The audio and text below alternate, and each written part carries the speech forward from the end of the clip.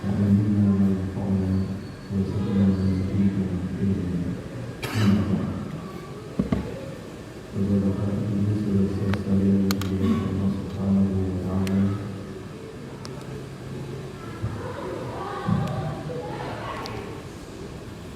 pada malam ini mari kita melanjutkan membaca ayat Al-Quran dari surat Al-Baqarah dari ayat Al-Baqarah. Malam ini kita akan membaca ayat 91, 92, 93 dari surat Al-Baqarah. أعوذ بالله من الشيطان الرجيم. وإذا قيل لهم آمنوا بما أنزل الله قالوا نؤمن بما أنزل علينا ويكفرون بما وراءه الحق مستكبرا بما معه. قل فلم تقولون إيانا الله من ولقد جاءكم موسى بالبينات فصدقوا العجل من بعده وأنتم ظالمون. وإذ أخذنا ميثاقكم ورفعنا فوقكم الطور خذوا ما آتيناكم بقوة واسمعوا قالوا سمعنا وعصينا وشركوا في قلوبهم العجل فاغفروا قل بئس ما يأمركم به إيمانكم إن كنتم مؤمنين. Ayat ini isinya dialog, apabila dikatakan terus nanti disuruh jawab ul. Dan ada apabila dikatakan seperti ini maka jawablah seperti ini. Juga ada dialog. Ini dialog ini kalau kita mencermati dialog dalam Al-Quran itu kita bisa jadi pintar karena dialog itu isinya adalah jadi kalau misalnya kita melihat Al-Quran ada kila, ada kul gitu. Nanti kita lihat argumen-argumen yang disampaikan seperti apa. Selain kita belajar kisah yang dituturkan di dalam ayat, kita juga belajar tentang metodologinya, bagaimana menangkis argumen-argumen atau anggapan-anggapan yang disampaikan oleh lawan bicara itu. Al-Quran itu bisa menjadi sarana untuk belajar hal-hal seperti itu. Dan asalkan kita jeli, kita melihat dengan cermat, nanti kita bisa belajar. Ada dua hal yang pertama tentang kisahnya sendiri dan kedua tentang metodologi bagaimana Al-Quran itu mematahkan argumen lawan bicara.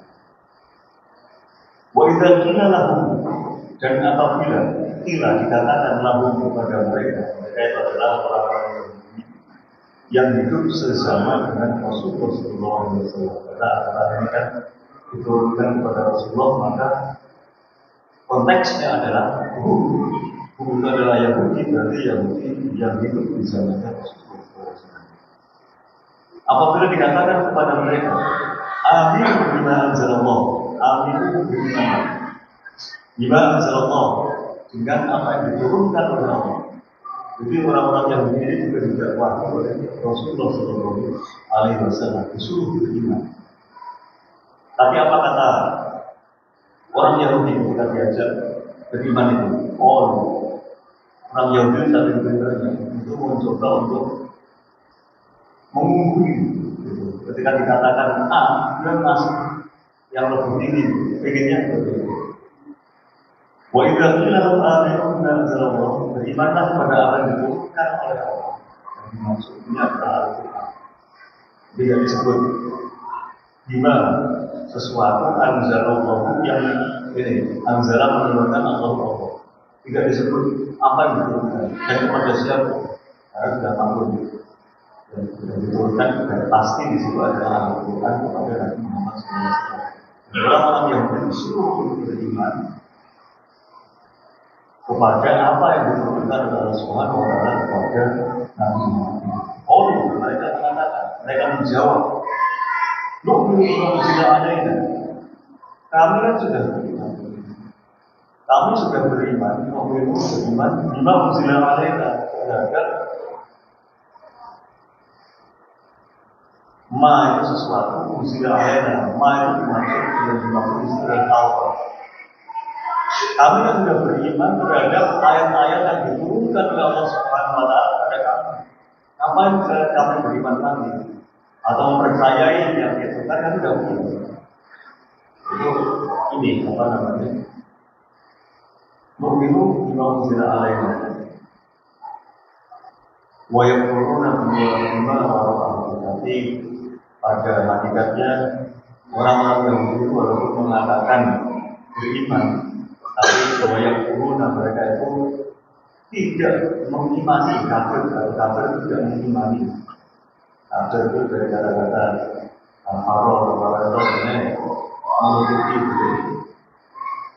Artinya itu orang kafir itu tertutup karena dia tidak bisa melihat kebenaran kafir. Wayang kuruna mereka tidak mengimani bima wara'ahu terhadap ini sesuatu atau yang di belakang dari Al-Quran, mengembalikan kepada Al-Quran. Wahwa al-haqqu musaddiqan lima ma'ahu. Wahwa dan Al-Quran itu al-haqqu merupakan kebenaran musaddiqan yang memberikan keterangan tentang pembenaran lima ma'ahu itu terhadap Taurat yang ada pada mereka. Jadi Al-Quran itu datang, itu sebetulnya memberikan penguatan terhadap ajaran-ajaran sebelumnya. Di orang-orang Yahudi itu dia ini fanatik dengan apa yang mereka miliki dan tidak mau merubah. Padahal pada hakikatnya Al-Quran itu diturunkan oleh Allah Subhanahu wa Ta'ala untuk memberikan penguatan terhadap apa yang mereka miliki. Ini tadi kan apa namanya nu'minu bima unzila alaina, kami beriman terhadap apa yang diturunkan kepada kami, yaitu Taurat. Maka disuruh jawab kul kalimat al-Qur'an. Kul di sini yang dimaksud adalah katakanlah wahai Muhammad, wahai Nabi Muhammad, karena yang diberi Al-Quran ini adalah Nabi Muhammad. Dari konteks ini Allah memberikan petunjuk kepada Nabi Muhammad untuk menangis apa namanya perkataan orang-orang yang tulus. Kalimat al-Qur'an ambil Allah untuk ini. Kalimat itu emaknya itu ya, emak itu kan di situ kan biasa ya. Kalau dalam bahasa Arab itu harusnya itu emak itu kan ada alifnya ya. Tapi ketika dia disirkan itu dalam posisi dia ketemu huruf J, itu alifnya jadi hilang. Dan ketika pertanyaan 5 itu kalau ini dalam konteks pertanyaan alifnya jadi hilang. Harusnya kalimat, tapi dalam bahasa Arab itu kalau konteksnya pertanyaan itu menjadi hilangan. Kalimat al-Qur'an ya Allah. Mengapa al-Qur'an kalian membunuh Anbiya Allah Nabi Allah Qoblu dalam ini apa namanya di masa lalu ini. Kalau kalian itu beriman, tentunya tidak akan melakukan membunuh nabi-nabi yang dulu. Jadi artinya sebetulnya yang dimaksud ini adalah apa yang dilakukan oleh nenek moyangnya mereka. Jadi nenek moyangnya Yahudi yang hidup di zamannya Rasulullah itu kan melakukan pembunuhan terhadap nabi-nabi terdahulu. Dan kita mendengar cerita Nabi Yahya itu kan dibunuh di kaum. Walaupun saja Musa itu apa namanya? Kalau seandainya beriman itu mungkin kalau kalian beriman, tentunya tidak akan melakukan. Jadi dibalikkan. Jadi iman yang seperti apa yang kalian lakukan? Ngakunya beriman, tapi malah melakukan pembunuhan terhadap Nabi. Jadi argumennya dibalikkan lagi kepada ini yang saya sebut sebagai salah satu filosofi. Kalau misalnya kita berargumen dengan orang dan kita melihat kelemahan dari argumen lawan bicara kita, dia berbicara tentang iman, tapi perilakunya kontradiksi dengan iman. Balikin lagi. Jadi kalau misalnya ada orang mengatakan begini, begitu, kalau kita ingin mematahkan argumennya mereka, ya tadi titik lemah dari apa yang kita katakan itu bandingan. Itu mirip dengan apa yang di di ayat ini. Kul kalimat al-Qur'an ya Allah min fadlu in kuntum mu'minin. Kalau kamu beriman, tentunya tidak akan melakukan pembunuhan terhadap Nabi. Masuk ada ajaran kitab atau ajaran agama yang menyuruh membunuh Nabi yang iman macam apa yang seperti itu. Di situ artinya mereka patah. Dan di dalam ini juga di ayat yang selanjutnya, walau kerja Musa berbagian, walau kerja dan telah datang kepada kalian semua Musa berbagian ini kan, ini apa namanya bagian itu kayak semacam bukti-bukti yang memberikan bukti atas kenabiannya Nabi dengan laut, tongkat dari bulan.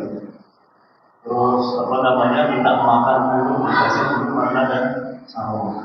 Dan itu disaksikan dengan mata kepala mereka sendiri. Itu bagian itu maksudnya. Jadi sudah ada bukti-bukti yang benar-benar menunjukkan bahwa Nabi Musa itu jelas adalah seorang Rasul. Jadi kalau kita bahasa kita mukjizat, karena itu khariqul ada, menyelisihi kebiasaan. Mukjizat itu definisinya adalah amrun khariqul ada, sesuatu yang tidak biasa. Dan tidak ada orang lain yang bisa mengalahkannya. Itu misalnya kita melihat sekarang orang misalnya sakti menjual bulan, itu lihat syariatnya. Jadi kalau misalnya ada orang yang mengaku atau bisa melakukan ini, bisa terbang, bisa berjalan di atas air, dia lihat syariatnya. Kalau dia syariatnya benar, ya kemudian itu ini apa namanya ilmu dari Allah Subhanahu wa Ta'ala. Tapi kalau syariatnya nggak benar, berarti dia takut ilmu. Itu cara kita mengetahui. Dan nabi-nabi itu untuk membuktikan bahwa mereka adalah utusan-utusan Allah, maka mereka membawa atau menyodorkan sesuatu mukjizat itu yang tidak ada seorang pun yang bisa mengalahkannya. Dan itu aneh di luar nalar manusia. Di luar itu dibakar, tapi apinya itu malah jadi dingin. Kadang juga yang orang yang mengakui dan wassalaman ala Ibrahim. Jadi Allah itu memerintahkan kepada api supaya apinya itu menjadi dingin. Itu mukjizat. Mukjizat itu hanya dimiliki oleh para nabi, para rasul Allah Subhanahu wa Ta'ala.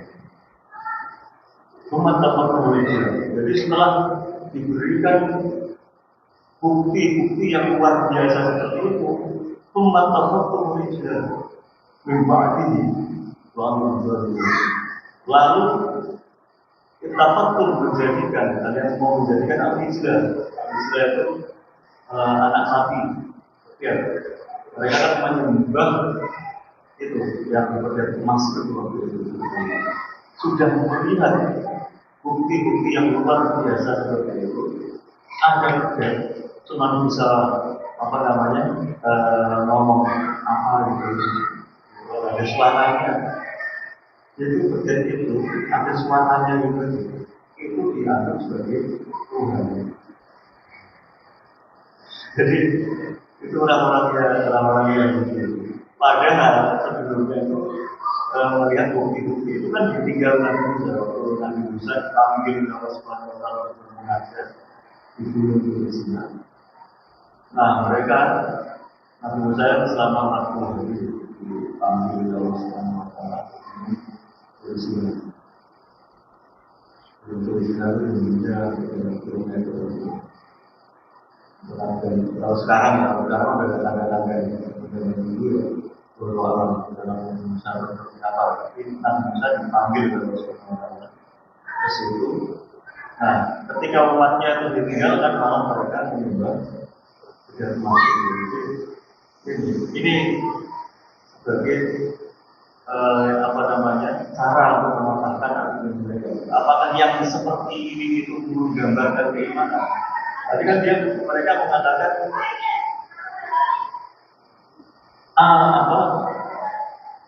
nu'minu qalu bima unzila alaina, kami beriman terhadap apa yang diturunkan kepada Allah.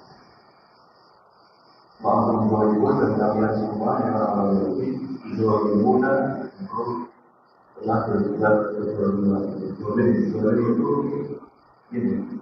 Kalau akil itu kan meletakkan sesuatu pada tempatnya.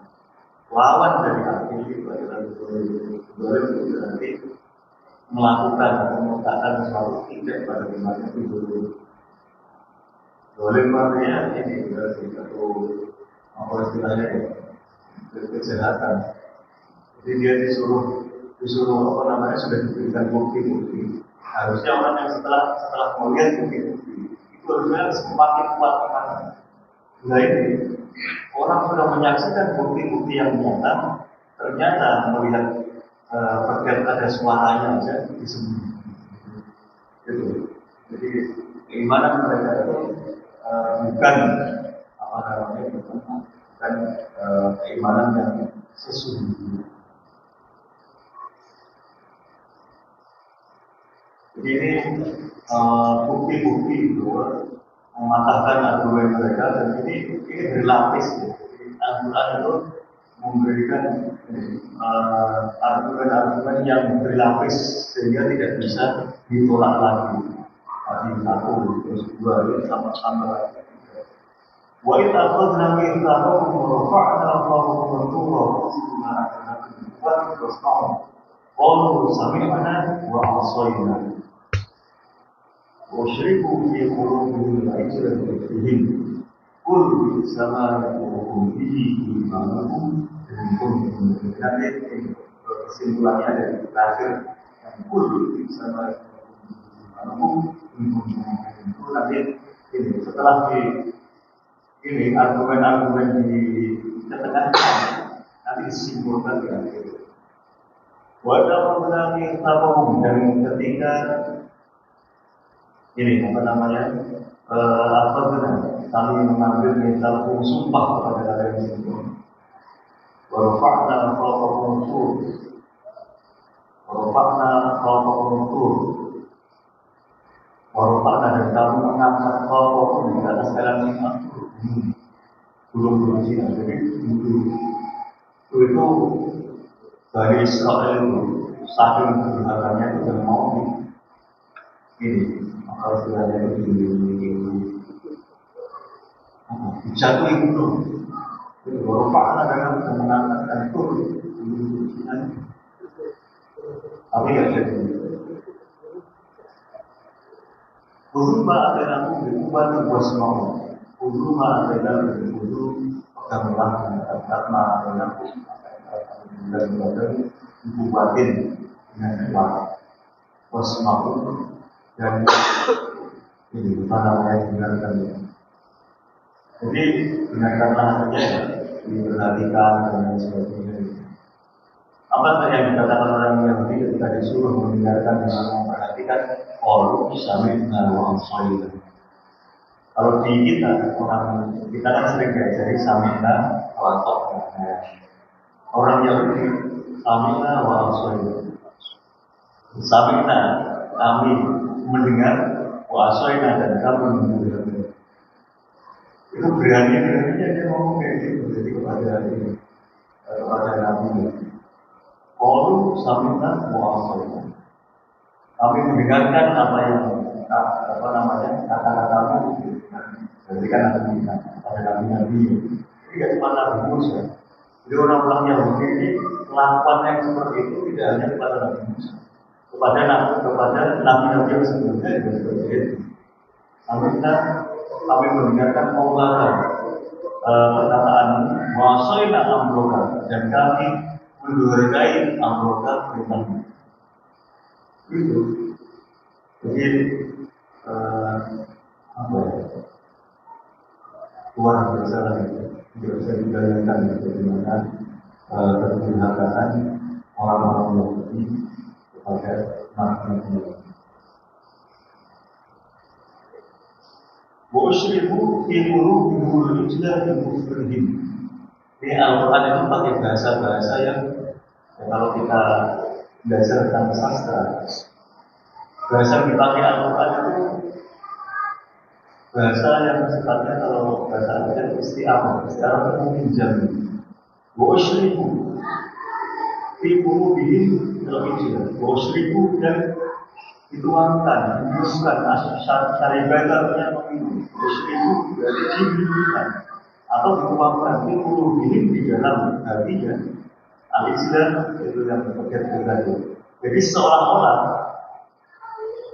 fenomena mereka menyembah anak sapi itu seperti air yang dituangkan ke dalam hatinya terus meresap gitu.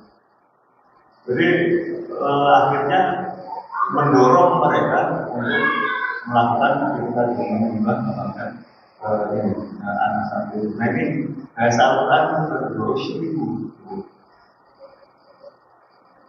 Waqala Rabbul Izzati qulubuhum kama yuqallibuna a'malahum. Itu bahasa lainnya. Qala bercampur hubul ijl, kecintaan terhadap anak sapi itu, qulubuhum bercampur dengan hatinya. Kama yuqallib itu seperti mencampurnya alma air amal terhadap ini unsur-unsur di dalam badan kita. Dikasih kayak semacam kita minum air itu akan mengalir di tubuh kita kan. Nah seperti itulah kecintaan kita terhadap ini yang masuk anak sapi. Dikufuri karena disebabkan oleh kekufurannya. Itu ada segala sesuatu tapi ada sebabnya, dan ini akan dengan kekufuran. Kul sama yang berhubungi mampu berhubungi. Kul katakanlah wahai. Jadi ini kesimpulan setelah argumen dikenakan dan kejahatan atau perilaku buruk yang telah dilakukan oleh nenek moyang mereka, dan mereka itu masih dalam dalam satu garis dengan nenek moyang mereka. Artinya kan ini kalau mereka nggak nolak berarti kan mereka menyetujui. Kalau menyetujui berarti sama antara nenek moyang mereka dengan orang-orang Yahudi yang hidup di zaman Rasulullah itu satu aliran, satu pemikiran. Itu sama yang mampu. Itu kembali lagi tadi mereka mengatakan kami beriman. Maka katakanlah wahai Muhammad pun sama yang berhukum. Sama itu sejelek-jeleknya sesuatu.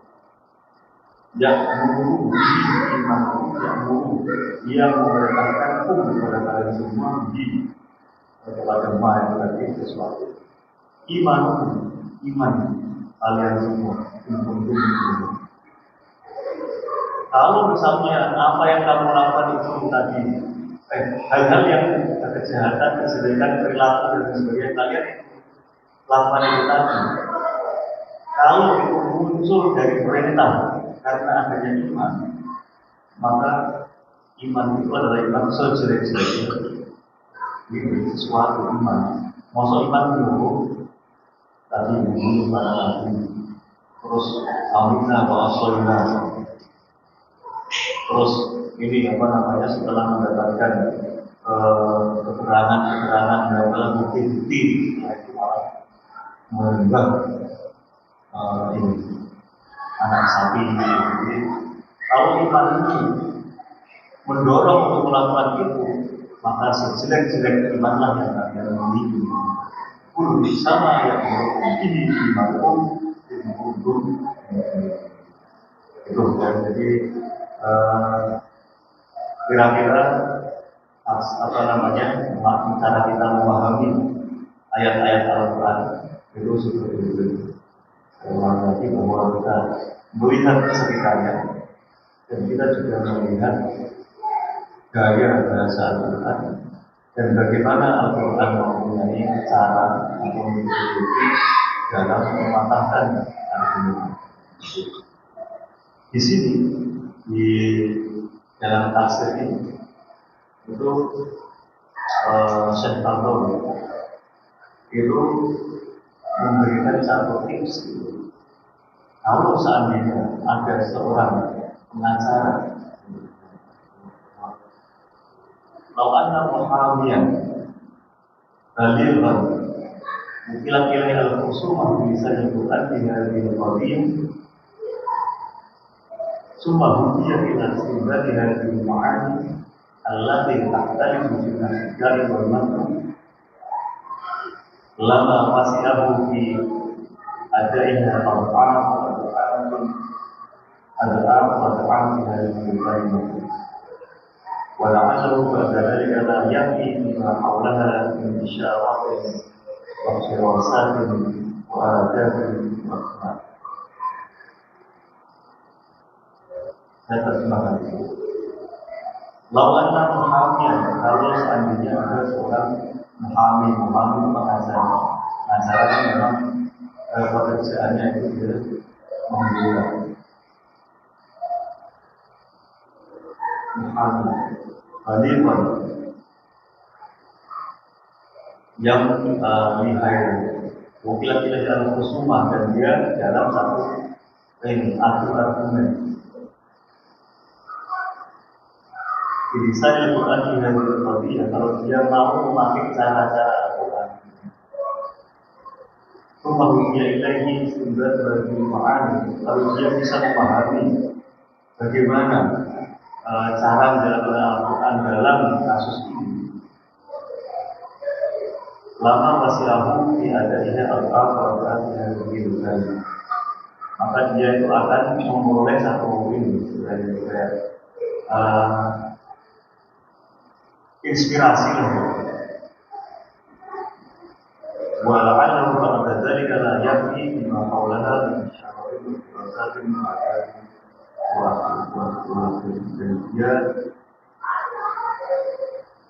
tentunya tidak membutuhkan ya ini aja sudah cukup untuk memberikan pelajaran bagi dia mau mengambil dari cara-cara jadi itu kalau penuntut pengacara atau apa dalam persidangan ini kasusnya persidangan dan nanti seperti argumen.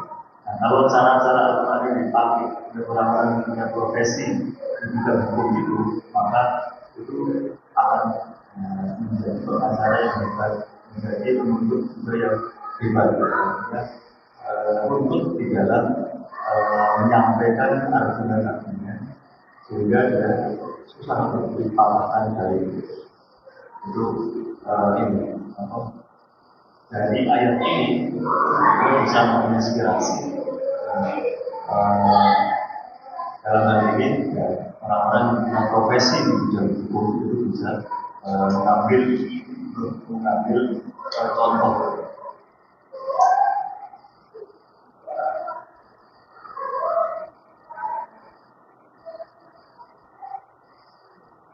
Ada beberapa penjelasan di sini.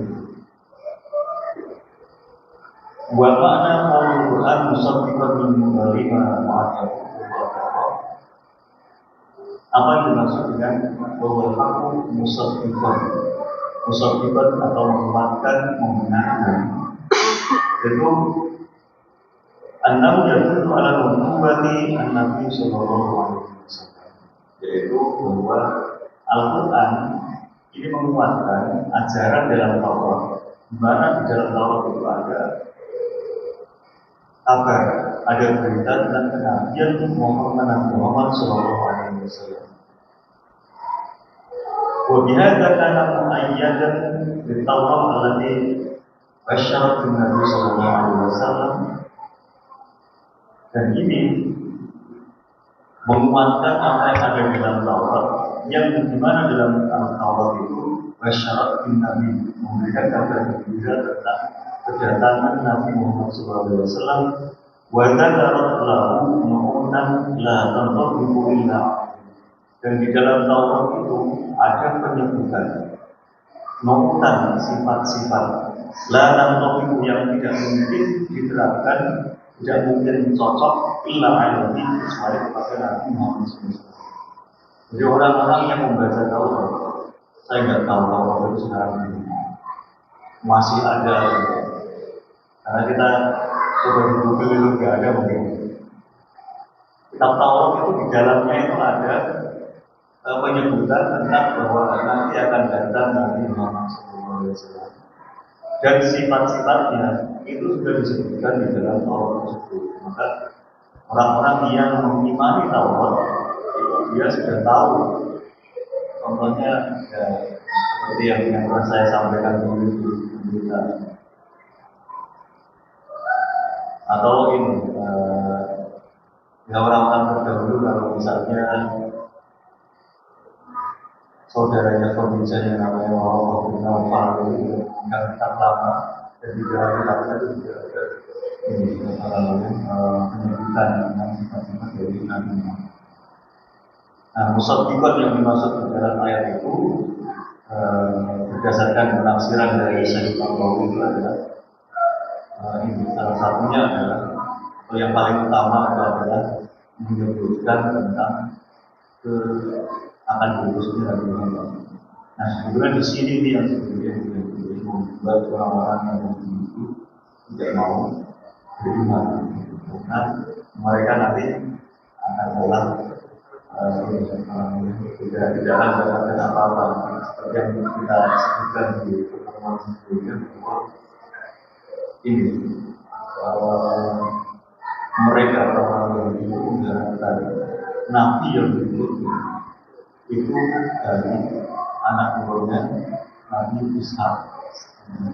Ternyata yang itu kata Allah Subhanahu Wa Taala itu mengutus Nabi Nabi Ismail. Mereka ini selain sebenarnya itu orang melihat tidak mau mengimani. Padahal itu semua sudah tertulis jelas di dalam Allah. Jadi itulah yang sering disebut juga di dalam Al-Quran. Mereka orang-orang yang itu menyembunyikan ajaran dari Allah itu sendiri, terutama tentang lulusnya Nabi Muhammad SAW. Artinya ini menjadi pelajaran bagi Yahudi yang sekarang. Itu turunan dari Yahudi yang sebelumnya. Yahudi yang sebelumnya, turunan dari nenek moyang yang sebelumnya. Itu satu ini, satu garis. Sehingga kalau sudah berani menyembunyikan ayat-ayat Al-Quran, ayat-ayat Taurat, ini dokumen yang sangat sakral. Itu saja mereka berani ini melakukan manipulasi, apalagi terhadap hal-hal yang sifatnya tidak sakral. Jadi artinya ketika kita menyikapi orang-orang Yahudi yang hidup di zaman ini, ya kita gunakan ayat-ayat yang pernah kita pelajari ini sebagai referensi. Di Indonesia sebenarnya yang begitu pasti ada, tapi mungkin tidak terlalu menampakkan ini. Karena yang begitu mereka itu agama dan ras itu menjadi satu. Jadi kalau Islam itu tidak wafat. Agama Kristen itu sudah tidak wafat. Yahudi ada nggak? Dari Yahudi nggak kelihatan. Karena mereka agamanya itu berdasarkan ini turun-turun. Jadi jumlahnya tidak berubah itu. Tapi anehnya jumlahnya tidak begitu banyak. Tapi menguasai dunia. Jadi itu yang apa namanya kadang-kadang kita tidak habis pikir orangnya jumlahnya tidak benar. Tapi kalau kita lihat semua yang ini kita lihat percaturan dunia itu mereka tidak lepas dari pengaruh dari itu. Termasuk yang sekarang ini sampai hari ini walaupun kita sekarang sudah tidak ada penjelasan tentang Palestina, terus sudah tidak ada lagi demo tentang Palestina, tapi sebetulnya yang terjadi di sana itu masih tetap berlangsung. Beberapa kali pembimbingan tentang senjata itu masih diumumkan ini. Nah, juga ya kita ini sebetulnya lemah dalam arti kita tidak bisa menghentikan. Yang sekarang ada itu justru dari Afrika Selatan. Afrika Selatan itu membawa kasus Israel yang melakukan kalau bahasanya itu genosida itu terhadap orang-orang Palestina itu dibawa ke ICC, dibawa ke Mahkamah Internasional. Dan yang melakukan justru Afrika Selatan, bukan negara-negara yang mayoritas Muslim. Itulah yang terjadi di dunia saat ini. Bisa jadi dunia Islam sekalipun sudah kena pengaruh dari orang-orang Yahudi sehingga sudah tidak tajam lagi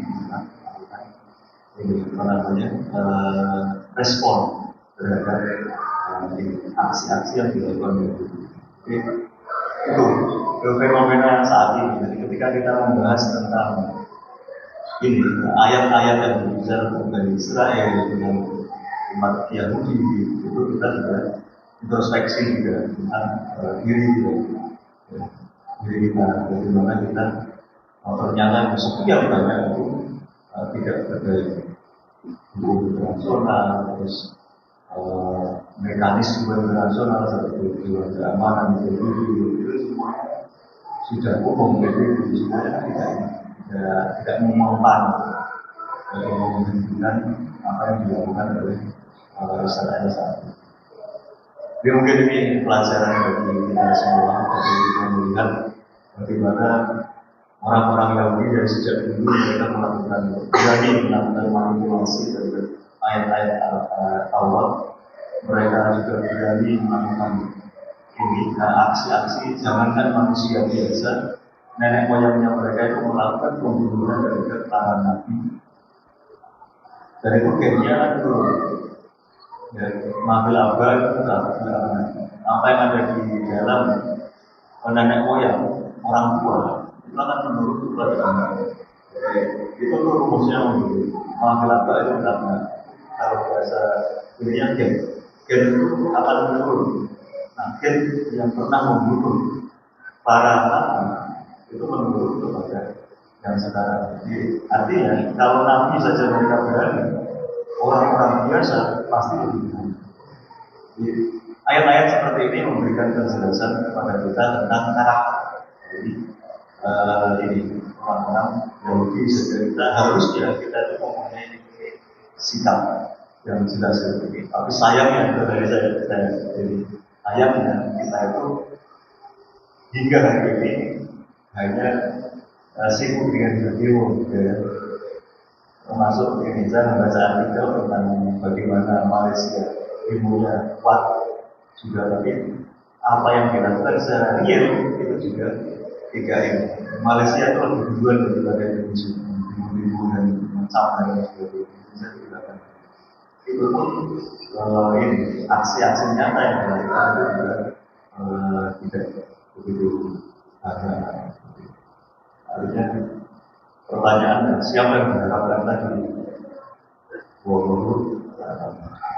mungkin ini apa namanya sekedar refleksi setelah kita membaca ayat-ayat dari Israel dan juga Yahudi, setidaknya kita gambaran dan bisa bersikap yang seharusnya seperti apa, walaupun yang muncul di permukaan yang tidak seharusnya, tapi kita perlu mempunyai anak-anak kita mempunyai satu pemikiran yang ideal harusnya seperti apa. Mungkin ini saja yang bisa saya sampaikan pada malam hari ini. Kurang lebihnya saya mohon maaf. Assalamualaikum warahmatullahi wabarakatuh.